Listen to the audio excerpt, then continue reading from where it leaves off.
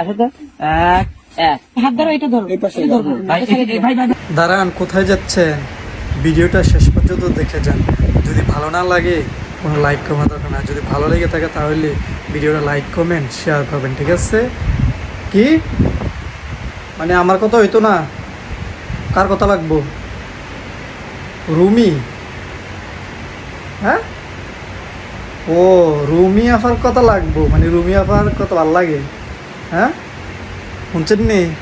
মানে রুমি আফার কথা ভালো লাগে, ও হতিনের কথা ভালো লাগে। ওকে হতিন, তুমি একটু ওয়াশ করো। আসো তো হাত ধরো, এটা ধরো, এটা দুল রাখবে, হিরো আলম ভাই, আপনারই কিছু কইতাম না। আপনার তো আঙ্গর দেশের গর্ব, আপনি হইছে নায়ক আর আপনার লগের ডাইছে নায়িকা। আপনারই কিছু কইলে আঙ্গর কি কয় সিনেমা জগতের অসম্মান হবে।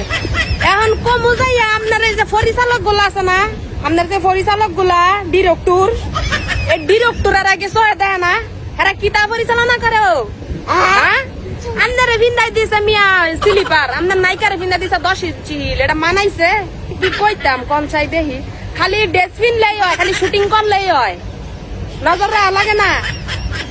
এ হিরো আলম ভাই, আপনার তো খারাপ লাগে না? আপনি যে শরীর ছোট হয়ে গেছেন গা, মানে নায়িকার ছোট লাগে এখন আপনারে? নায়িকার তো ছোট যদি নায়ক থাকে মানায়? কিয় পরিচালকেরা আপনি করে কই কই আর হিরো আলম নায়কেরে উষা জুতা দিয়ে লম্বা বানাইবেন?